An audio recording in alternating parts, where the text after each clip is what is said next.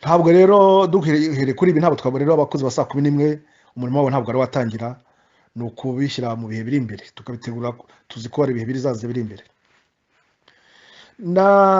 Ndumva nahagarikira ahangaha, ariko naboneho no kugira ngo ngire icyo mvuga muri ibi bihe turimo nk'itorero ry'abagorozi. Navuga nkurikije ibibazo turimo muri iki gihe,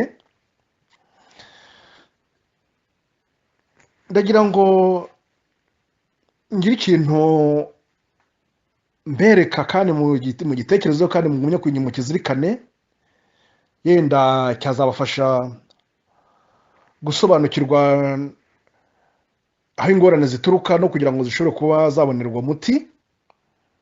Noneho niba koko hari ibisanwa bisanwe, ariko noneho umurimo wongera ukomeze ujye imbere, kugira ngo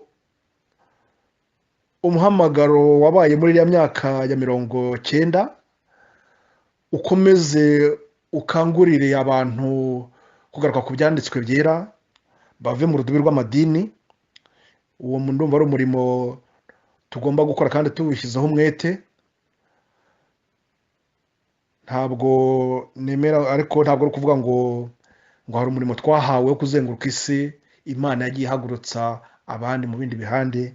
Ikindi tugomba kumenya nuko gusa tugomba buri gihe cyose kuba twiteguye kwakira umucyo duhabwa. Nk'ubwo ndagaruka kongera kuri uriya mirongo yo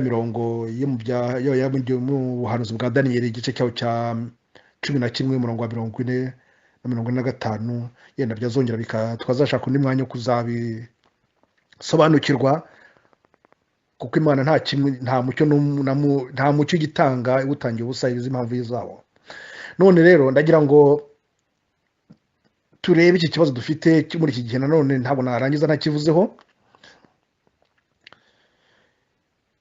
Impaka ziriho, kuko nakunze kubivuga, izi mpaka ntacyo zibunguye. Izi mpaka ndetse nigeze kuzigereranya nka zimwe z'abafarisayo n'abasadukayo.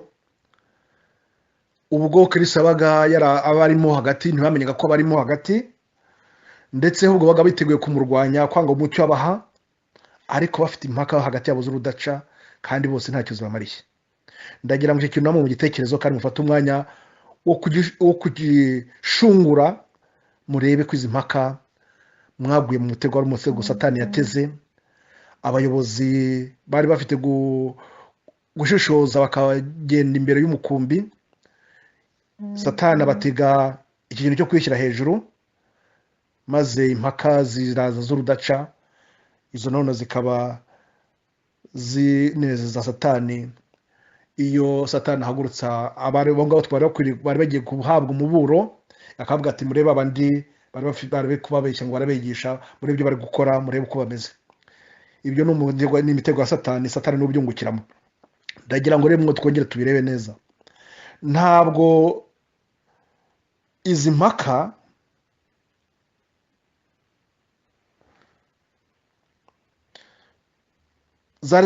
ntabwo zari zifite impamvu zo kugira ngo zibeho.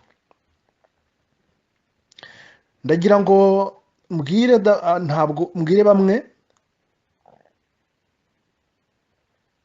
kandi mbasabe buri wese kureba neza aho ari n'aho agana. Ntawe ukwiye guhanga amaso ku muntu uwo ari we wese. Niduhanga amaso umusaraba wa Kristo, tugire ishyaka ryo gusabana n'Imana, dusabana n'umukiza wacu, twiteguye kwakira umucyo atugezaho. Ubumwe bukenewe ni ubushingiye ku isano buri wese agirana na Kristo.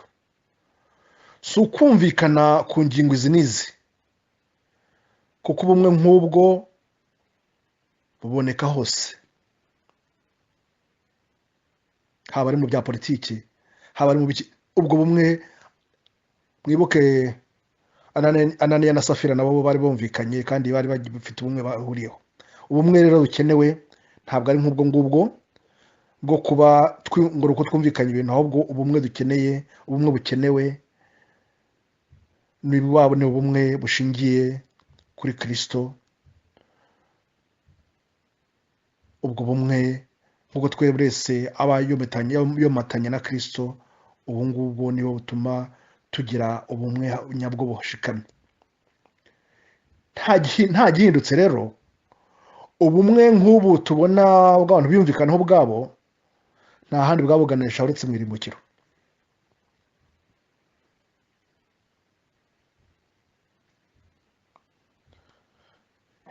Ibice byavutse bidaturutse ku mahame y'ibyanditswe byera, nta mpamvu yabyo rero.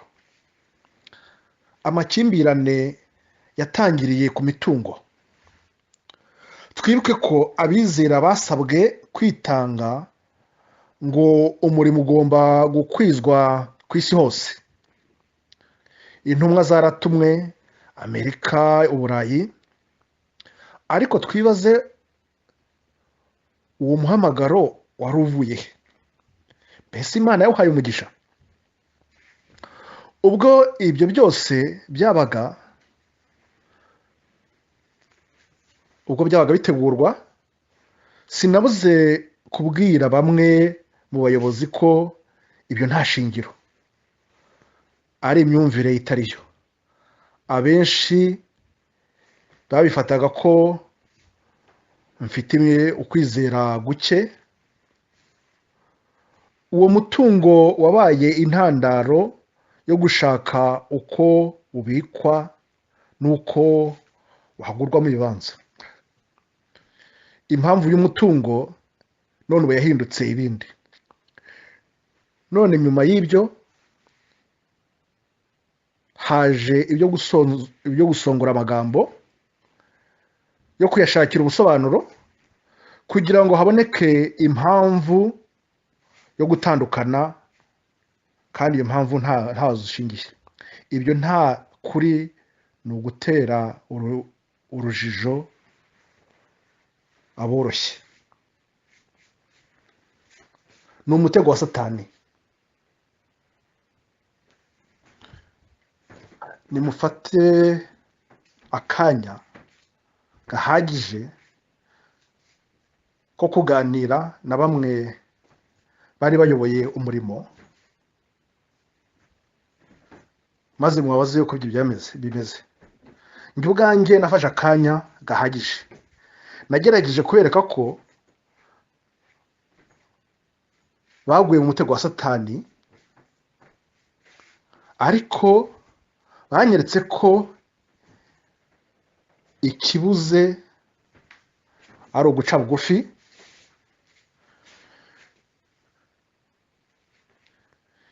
buri wese akumva umutimanama, hakabaho kwihana nyakuri.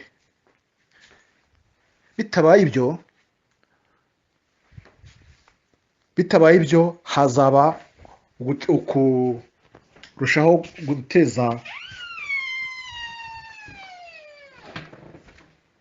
kurushaho guteza ubuyobe. Bene data, ibyo ngibyo byose ko nabibabwiye, uko mbibagejejeho,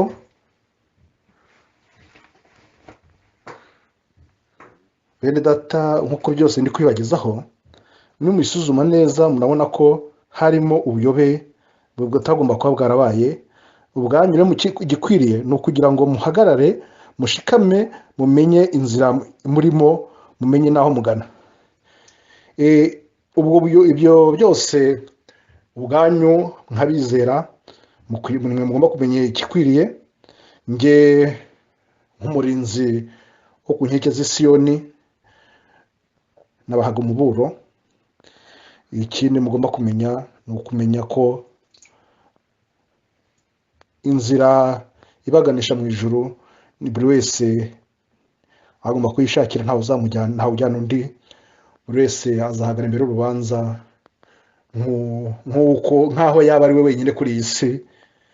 Ntabwo tuzitwaza ko turi kumwe na runaka, ko twakoranaga n'aba. Buri wese azabazwa ibye. Maze rero bavandimwe bizera, nimushikame murebe ibikwiriye, maze habeho kwihana nyako, hubakwe ubumwe bushingiye ku byanditswe ryera, butari ubushingiye ku byo buri wese yibwira. Ijambo ry'Imana rihabwa umwanya muri twe, Imana igumye kuba hafi kandi bakomeze, nibyo nabasabira kandi nyine isabira mu izina ry'Umwami wacu Yesu, amen.